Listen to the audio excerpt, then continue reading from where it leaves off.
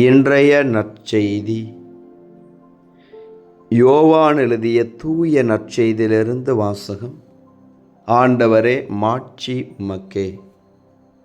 14ஆம் அதிகாரம், இறை வார்த்தைகள் 1 முதல் 12 முடிய. அக்காலத்தில் இயேசு தம் சீடரை நோக்கி கூறியது: நீங்கள் உள்ளம் கலங்க வேண்டாம். கடவுளிடம் நம்பிக்கை கொள்ளுங்கள், என்னிடமும் நம்பிக்கை கொள்ளுங்கள். என் தந்தை வாழும் இடத்தில் உறைவிடங்கள் பல உள்ளன.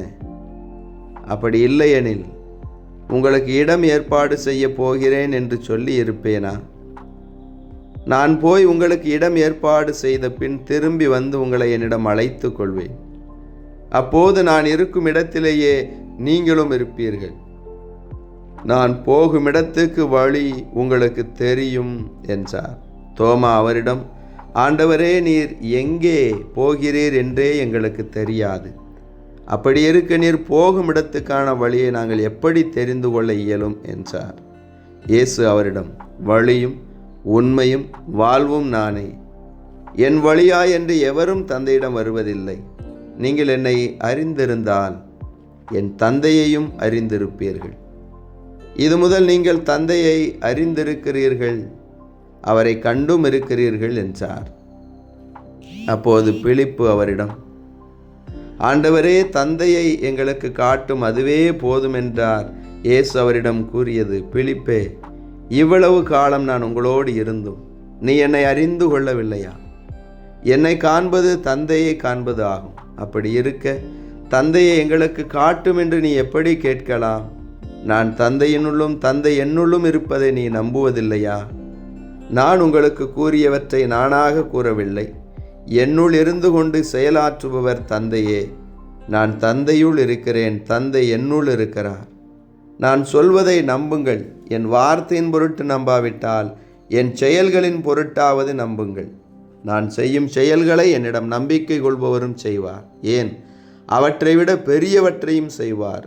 ஏனெனில் நான் தந்தையிடம் போகிறேன் என உறுதியாக உங்களுக்கு சொல்கிறேன். ஆண்டவரின் அருள்வாக்கு. கிறிஸ்துவே, உமக்கு புகழ். ஆண்டவர் இயேசுவில் அன்பார்ந்த இறைமகன் கேத்தலிக் டிவி நேயர்களே, உங்கள் அனைவரையும் உயிர்த்த நம் ஆண்டவர் இயேசுவின் பெயரில் அன்போடு வாழ்த்துகிறேன். உங்கள் ஒவ்வொருவருக்காகவும் திருப்பலியிலே சிறப்பாக நான் ஜெபிக்கிறேன். பாஸ்கா காலத்தின் 5ஆம் ஞாயிற்றுக்கிழமைக்குள் நாம் நுழைகின்றோம். இந்த நாளில் ஆண்டவர் இயேசு சொல்லுகிறார், வழியும் உண்மையும் வாழ்வும் நானே. இயேசுவே நமக்கு பாதை. அவரிலே நாம் பயணிக்க அழைக்கப்படுகிறோம். இயேசு ஆண்டவர் நம் ஒவ்வொருவருக்கும் ஒரு பாதையை அமைத்து கொடுத்திருக்கிறார்.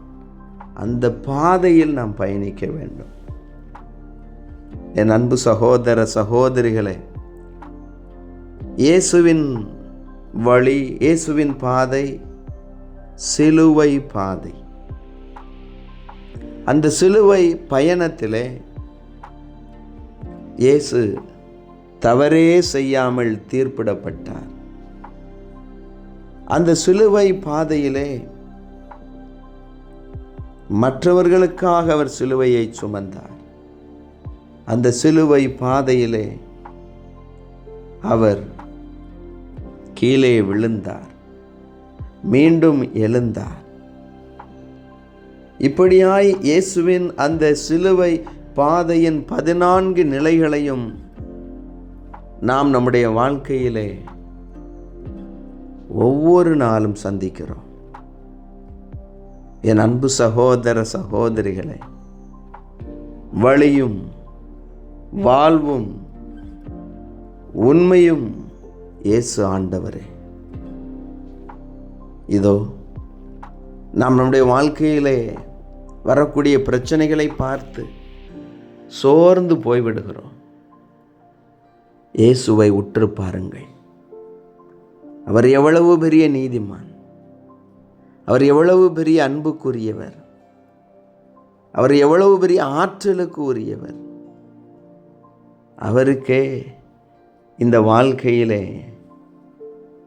இவ்வளவு துன்பங்கள், சோதனைகள், தீர்ப்புகள் எல்லாம் நமக்காக இயேசு ஆண்டவர் தாங்கிக் கொண்டார். என் அன்பு மகனே, மகளே, நீ ஏன் அந்த சிலுவையை சுமக்க தயங்குகிறாய்? இந்த வேதனையை ஏற்றுக்கொள்ள மறுக்கிறாய்? இந்த உலக வாழ்க்கை வெறுமனே மலர் படுக்கை அல்ல. முட்கள் உண்டு, சிலுவைகள் உண்டு. ஆனால் இயேசு ஆண்டவர் உனக்காக உன்னோடு வருகிறார். நானே வழியும். ஆம், இயேசுவின் வழியிலே நாம் பயணிப்போம். இயேசு ஆண்டவர் நானே உண்மை என்று சொல்லுகிறார். நாம் உண்மையை பேச வேண்டும், உண்மையை கடைபிடிக்க வேண்டும். அந்த உண்மை இயேசு ஆண்டவர் தான், அவருடைய வார்த்தை தான்.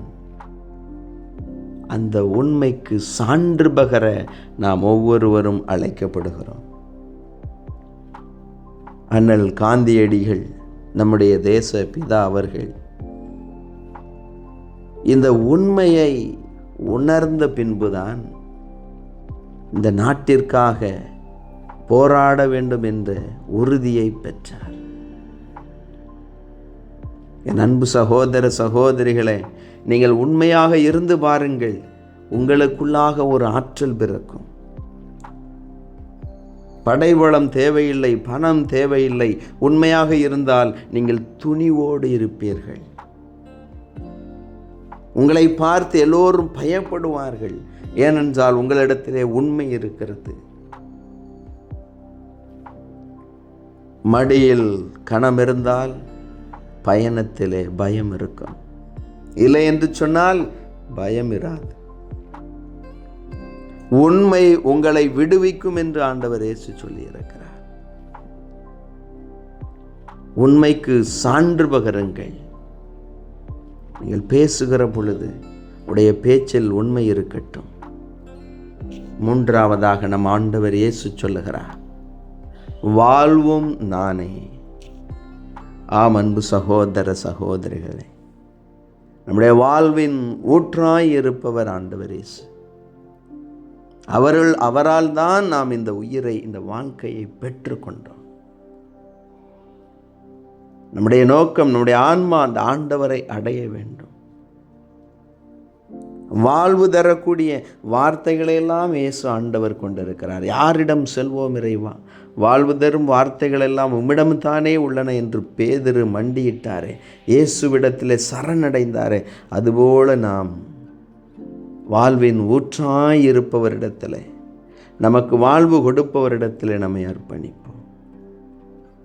ஆம், அன்பு சகோதர சகோதரிகளே, இதோ இந்த நாளிலே இயேசுவே நமக்கு வழி, இயேசுவே நமக்கு உண்மை, இயேசுவே நமக்கு வாழ்வு என்று சொல்லி நம்மையே அர்ப்பணிப்போம்.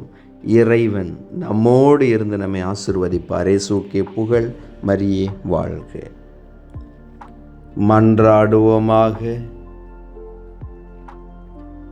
வழியும் உண்மையும் வாழ்வும் நானே என்று சொன்ன இயேசு ஆண்டவரே, எங்களுக்காக இடம் ஏற்பாடு செய்ய போகிறேன் என்று சொன்ன இயேசு ஆண்டவரே, நானும் தந்தையும் ஒன்றாய் இருக்கிறோம் என்று சொன்னவரே, உம்மை போற்றி புகழ்ந்து உம்மை ஆராதிக்கிறோம். உமக்கு நன்றி செலுத்துகிறோம்.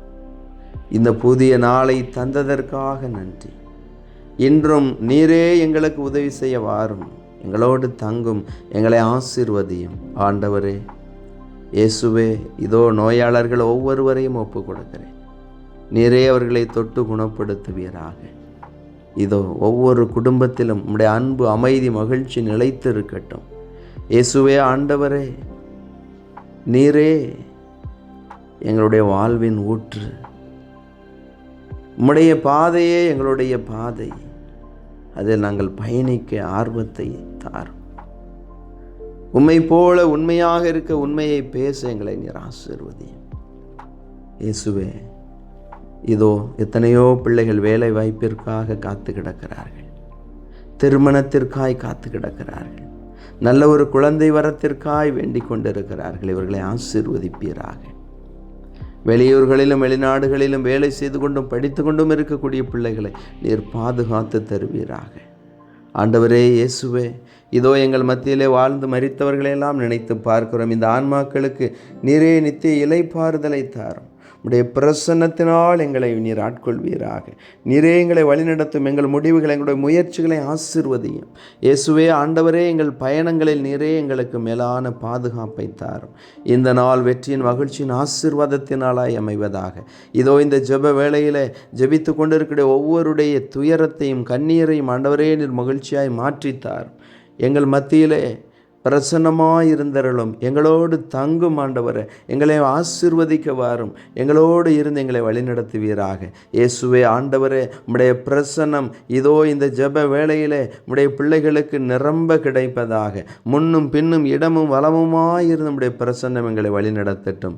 இயேசுவே ஆண்டவரே, இதோ இந்த நாள் வெற்றியின் மகிழ்ச்சியின் ஆசீர்வாதத்தின் நாளாய் அமையட்டும். எங்கள் ஒவ்வொருவரையும் நீரே ஆசீர்வதித்து வழிநடத்த வேண்டும் என்று உம்மை மன்றாடுகிறோம். ஆமென்.